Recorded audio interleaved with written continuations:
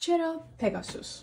این ایرلاین ترکیه‌ای که هاب اصلی اون در فرودگاه سبیها گوکچن استانبول قرار داره، یکی از ارزان‌ترین ایرلاین‌های دنیاست و تونسته در سال 2024 جایزه 4مین ایرلاین جوان دنیا رو به خودش اختصاص بده که در ناوگان خودش 92 تا هواپیما، 73 ایرباس، 19 بوئینگ رو داشته باشه، به 120 مقصد و 40 کشور دنیا پرواز کنه.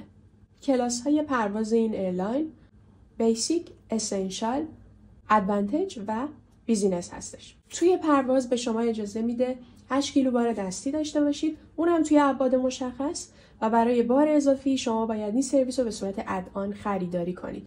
بقیه سرویس‌های ادآن اون انتخاب صندلی، پیش سفارش غذا، فست ترک سکیوریتی و در بعضی از پروازها شما میتونید در حین پروازتون اینترنت داشته باشید. اینترنت فقط در هواپیماهای جدیدی مثل ایرباس A321 نئو قابل ارائه است. تیکت های پرواز این ایرلاین مستقیما از پلتفرم بلبل که باشگاه مشتریان این ایرلاین هستش میتونید با دریافت پروموشن ها و تخفیف ها خریداری کنید.